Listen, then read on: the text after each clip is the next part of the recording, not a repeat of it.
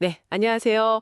오늘 저희는 시스템 설계에서 자주 나오는데, 좀 헷갈릴 수 있는 두 개념이죠. 샤딩하고 파티셔닝. 이걸 좀 깊게 파헤쳐 보려고 합니다. 네, 안녕하세요. 이게 언뜻 보면 비슷해 보이는데, 사실 데이터베이스를 확산하는 방식이 꽤 다르다고 하더라고요. 네, 맞습니다. 둘 다 이제 대규모 데이터를 다룰 때 쓰는 핵심 전략인데요. 가장 큰 차이는 파티셔닝은 기본적으로 하나의 데이터베이스 서버 안에서 테이블을 나누는 거고요. 아, 서버 하나 안에서요? 네. 반면에 샤딩은 데이터를 아예 여러 서버로 물리적으로 쫙 분산시키는 개념입니다. 그렇군요. 오늘은 이 차이를 확실히 좀 알아봐야겠네요. 네.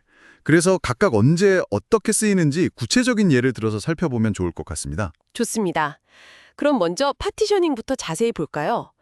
그러니까 엄청 큰 테이블을 관리하기 쉽게 여러 조각, 파티션으로 나눈다. 이렇게 보면 될까요? 네, 맞아요. 근데 중요한 건 이 파티션들이 여전히 서버 한 대에 다 들어있다는 거고요. 정확합니다. 비유하자면 뭐랄까 큰 서류 캐비넷 하나가 있는데 그 안에서 서류를 주제별로 그냥 칸막이를 쳐서 나누는 거예요. 아하, 캐비넷 안에서 정리하는 거군요. 예를 들면 웹사이트 로그 데이터 같은 거요. 양이 엄청 많으니까 날짜별로 나눈다거나. 네, 아주 좋은 예시입니다. 그 타임스탬프 같은 걸 파티션 키로 정해서 데이터를 나누면 예를 들어 3월 로그만 보고 싶을 때 전체 캐비넷을 다 뒤지는 게 아니고요. 네네. 데이터베이스가 똑똑하게 딱 3월 데이터가 있는 서랍, 즉 파티션만 열어서 찾는 거죠. 오, 효율적이네요. 이걸 파티션 프루닝 효과라고 부르는데요. 콜이 속도가 정말 빨라집니다. 그리고 뭐 오래된 데이터, 작년 데이터 지울 때도 그냥 그 파티션 서랍 통째로 드러내면 되니까 관리도 편해지고요. 아, 그러네요. 근데 테이블을 나눈다고 하셨는데 그냥 행 단위로만 나누는 건가요? 아니면 다른 기준도 있어요? 그것도 좋은 질문인데요. 크게 두 가지 방식이 있어요. 수직 파티셔닝이라는 게 있는데 이건 테이블을 컬럼, 그러니까 열 기준으로 쪼개는 거예요. 컬럼 기준이요? 네, 예를 들어 사용자 정보 테이블에서 자주 쓰는 아이디, 이름 같은 컬럼이랑 뭐 프로필 사진이나 자기소개처럼 용량이 크거나 자주 안 쓰는 컬럼을 아예 다른 테이블로 분리하는 거죠. 이건 사실 스키마 최적화에 좀 더 가깝고요. 근데 보통 우리가 그냥 파티셔닝이라고 하면 수평 파티셔닝을 말하는 경우가 많아요. 이건 말씀하신 대로 로우, 즉 행 기준으로 데이터를 나누는 겁니다. 아까 그 로그 데이터 예시처럼요? 네, 날짜 범위 레인지로 나누거나 아니면 사용자 아이디가 뭐 1번부터 100만 번까지, 100만 1번부터 200만 번까지 이런 식으로 나누거나 아니면 뭐 상품 카테고리, 목록, 리스트 같은 걸 기준으로 나눌 수도 있고요. 포스트그레스걸 같은 데서 주문 날짜 오더 데이트로 연도별 파티션 만드는 게 대표적인 예죠. 그렇군요. 수직이든 수평이든 중요한 건 어쨌든 이 모든 데이터 조각들이 하나의 데이터베이스 서버 안에 있다는 거네요. 네, 바로 그 점입니다. 그게 파티셔닝의 핵심이에요. 그렇다면 서버 한 대의 용량이나 성능으로는 도저히 감당이 안 될 정도로 데이터가 커지면요? 어떡하죠? 이제 거기서 샤딩이 등장하는 거죠. 드디어 샤딩이군요. 자, 그럼 이 샤딩은 뭔가요? 좀 더 자세히 들여다볼까요? 네, 파티셔닝이 이제 단일 서버 안에서 최선을 다하는 거라면 샤딩은 그 서버의 한계를 아예 뛰어넘는 기술입니다. 한계를 넘는다. 네, 그 수평 파티셔닝으로 나눈 데이터 조각들 있잖아요. 그걸 아예 여러 개의 독립적인 데이터베이스 서버에 분산시켜서 저장하고 처리하는 방식이에요. 이 각각의 서버를 샤드라고 부릅니다. 아하, 그러니까 수평 파티셔닝을 하는데 그걸 여러 서버에 걸쳐서 한다, 이 말씀이시죠? 맞습니다. 정확해요. 수평 파티셔닝 플러스 서버 분산. 이게 샤딩이죠. 각 샤드 서버는 전체 데이터의 일부만 딱 책임지는 거예요. 와, 이거 약간 거대한 도서관의 책들을 여러 동네 작은 도서관들에 나눠서 보관하는 느낌인데요. 오, 그거 아주 좋은 비유인데요. 그렇게 하려면 뭐가 필요할까요? 어떤 책이 어느 동네 도서관에 있는지 알려주는 중앙 목록 같은 거. 그렇죠. 그게 바로 메타데이터 저장소예요. 그리고 이용자가 책 찾으러 오면 그 책은 저쪽 A 도서관에 있어요 하고 안내해주는 사서 역할도 필요하겠죠. 네, 필요하죠. 그게 바로 라우터입니다. 그리고 애초에 어떤 기준으로 책을 나눌지 뭐 예를 들면 책 제목 가나다 순이라든지 그걸 정해야 하잖아요. 그게 샤드키가 되는 거고요. 사용자 아이디라던가 지역 코드 같은 걸로요. 라우터, 메타데이터, 샤드키.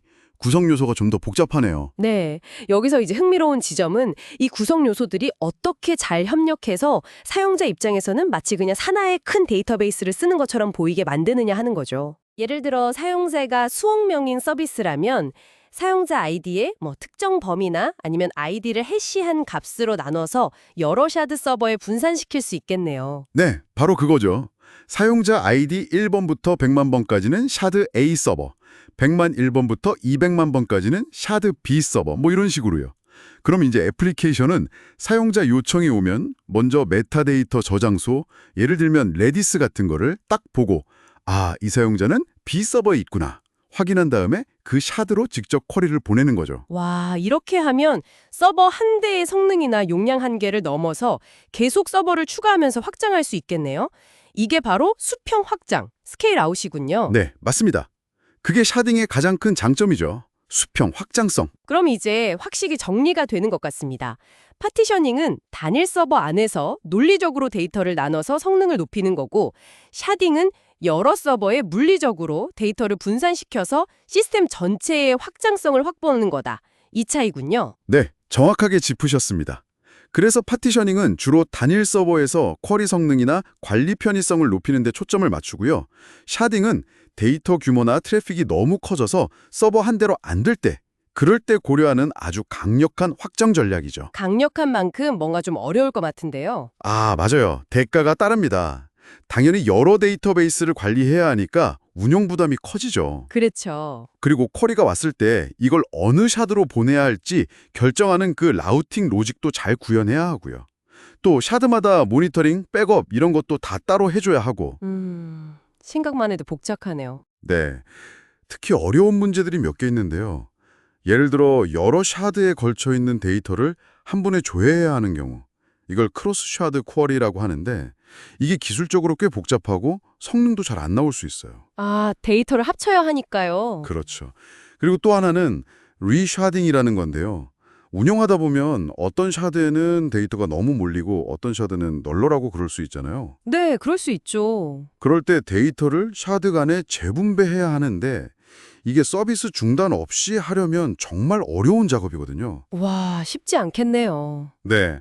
그래서 이제 샤딩을 도입할 때는 이런 복잡성을 감수할 만큼 정말 필요한 상황인지 그 판단이 아주 중요합니다. 결국 이 모든 내용을 종합해보면 파티셔닝과 샤딩은 둘 다 대규모 데이터를 다루는 아주 효과적인 기법이지만 언제, 왜 사용하는지 그리고 그에 따른 복잡성의 차이를 잘 이해하는 게 중요하겠네요. 맞습니다. 오늘 이 논의를 통해 청취자분들께서 시스템의 확장성을 고민하실 때 좀 더 명확한 시야를 가지시는 데 도움이 되었기를 바랍니다. 네. 마지막으로 한 가지 더 생각해 볼 만한 점을 던져드리고 싶은데요. 네. 어떤 시스템이 파티셔닝을 썼는지 아니면 그보다 더 복잡한 샤딩을 선택했는지 그리고 그 안에서 구체적으로 어떤 파티션 키나 샤드 키 전략 예를 들어 레인지를 썼는지 해시를 썼는지 이런 걸 자세히 들여다보면요. 네. 이게 단순히 기술 선택의 문제를 넘어서 그 시스템 설계자들이 미래의 데이터 증가나 예상되는 사용 패턴 그리고 운영의 복잡성 같은 것들을 어떻게 예측하고 어떤 트레이드오프를 감수하기로 결정했는지 그 깊은 고민을 엿볼 수 있다는 겁니다.